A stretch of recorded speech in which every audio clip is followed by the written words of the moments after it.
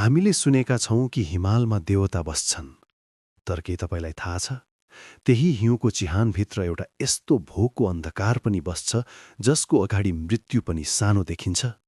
यो कथा हो डोल्पाको एउटा यस्तो गाउँको जुन नक्सामा कतै छैन, जहाँ वर्षौंदेखि एउटा नियम मानिन्छ, सूर्यास्तपछि हिउँमा आफ्नो छाया नहेर्नु, किनकि यदि तपाईको छाया हिउँमा देखियो भने त्यो तपाईको मात्र रहँदैन।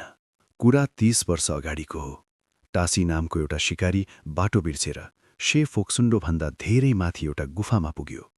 बाहिर तापक्रम -30 डिग्री थियो। ज्यान बचाउन ऊ भित्र बस्यो।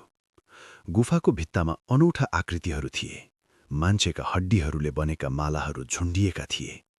त्यहाँ एउटा यस्तो गन्ध थियो, कुहिएको मासु र पुरानो रगतको गन्ध।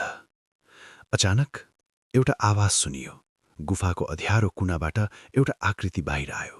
त्यो 7 फिट अग्लो थियो, तर त्यसको शरीरमा छाला थिएनन्, केवल सेतो रौँ र ठाउँ-ठाउँमा झुन्डिएको सडेको मासु।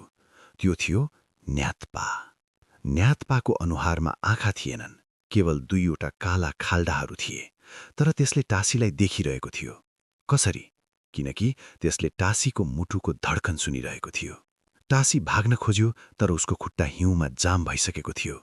न्यातपा बिस्तारै अगाडि आयो। त्यसको मुख खोल्दा दाँतहरू थिएनन्, केवल तीखा हड्डीका टुक्राहरू थिए। त्यसले टासीलाई मारेन, बरु त्यसले टासीको शरीरबाट उसको छाया तान्न थाल्यो। भनिन्छ न्यातपाले मासु खाँदैन, उसले मान्छेको आत्मा र उसको अस्तित्व खान्छ। जब टासी अर्को दिन गाउँ आइपुग्यो, उसको कपाल सेतो भइसकेको थियो। ऊ जिउँदो त थियो, तर ऐनामा हेर्दा उसको कुनै प्रतिबिम्ब देखिँदैन थियो। ऊ एउटा हिँड्दै गरेको लास बनिसकेको थियो। त्यहाँका लामा गुरुहरू भन्छन् न्यातपा कुनै जनावर होइन, यो त एउटा प्राचीन श्राप हो।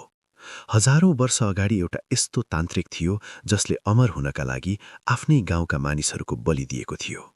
आज पनि डोल्पाका उच्च भेगहरूमा कतिपय गुफाहरू बाहिरबाट बन्द गरिएका छन्। ती गुफाहरू बाहिर मन्त्र लेखिएका छन् ताकि भित्रको भोको आत्मा बाहिर नआओस्। तर हिउँ पग्लिँदैछ र हिउँसँगै ती प्राचीन ढोकाहरू पनि खुल्दैछन्।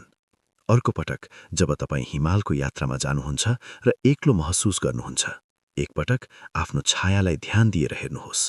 कतै त्यो छाया तपाईको भन्दा अलि फरक त छैन? कतै त्यो छायाले तपाईलाई नै त हेरिरहेको छैन? के तपाईँ डोल्पाको यो रहस्यको गहिराईमा अझै जान चाहनुहुन्छ? यदि सातो गएको छैन भने कमेन्टमा हरर लेख्नुहोला। सजग रहनुहोस्, किनकि हिमालले सबै कुरा बिर्सिदैन।